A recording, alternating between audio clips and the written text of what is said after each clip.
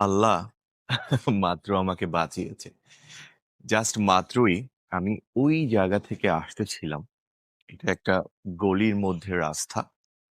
হঠাৎ করে একটা মেয়ে তার গাড়িটা রাস্তার মাঝখানে থামিয়ে প্যাসেঞ্জার সিটে যে মেয়েটা ছিল সে দরজাটা জোরে খুলে দিল। সেকেন্ডের জন্য আমি রাস্তাটা একটু বড় থাকার কারণে জাস্ট কাটিয়ে বের হয়ে গেছি। আদারওয়াইজ আমার সামনে লেগে গাড়ি হচকায় যেত, আমি থাকতাম এখন হসপিটালে। যাই হোক আল্লাহ বাঁচিয়েছে। ছোট একটা ভিডিও করা, সেটা হচ্ছে তোমরা বলেছো যে ভাইয়া গ্লাসটা দেখতে চাই।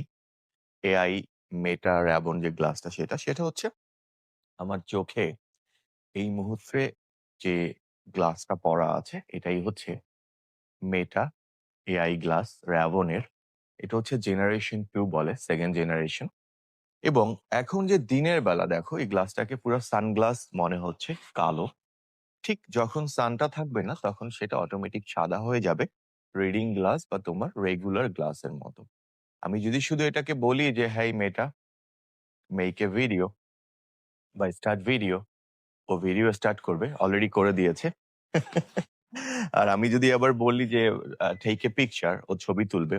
আমি সবচেয়ে বড় মজার ফিচার হচ্ছে এটা যে, আমরা যারা বাহিরে থাকি, বিভিন্ন দেশের লোকজন বা বিভিন্ন ভাষায় মানুষ কথা বলে। তোমার সামনে যদি কেউ মনে করো স্প্যানিশ বা চাইনিজ অথবা জাপানিজ কথা বলে, তুমি যদি শুধুমাত্র এই গ্লাসটাকে বলো যে ট্রান্সলেট দ্য ল্যাঙ্গুয়েজ আর ওর ভাষাটা তুমি ট্রান্সলেট করো। ও যে ভাষায় কথা বলুক, তুমি যে ভাষাটা সিলেক্ট করবা, সাপোজ ইংলিশ, ইংলিশে তুমি তোমার কানে সেটা শুনতে পারবা। অথবা ডিসপ্লে গ্লাস যেটা আছে, তুমি এই গ্লাসের মধ্যে ও কি বলছে তুমি সেটা তোমার ল্যাঙ্গুয়েজে বা তোমার ভাষায় সেই জিনিসগুলো দেখতে পারবে। যারা ঘোরাফেরা করে অথবা যারা একটু ঘুরতে পছন্দ করে বিভিন্ন দেশে, তাদের জন্য এই গ্লাসটা ভীষণ ইম্পর্টেন্ট। যাই হোক, বেঁচে গেছি অ্যাক্সিডেন্ট থেকে, আর বেশি কিছু বলবো না। No motivation. আজকে আর মোটিভেশন নয়, কারণ মুড অফ। আল্লাহ বাঁচিয়েছে। ভালো থেকো সবাই।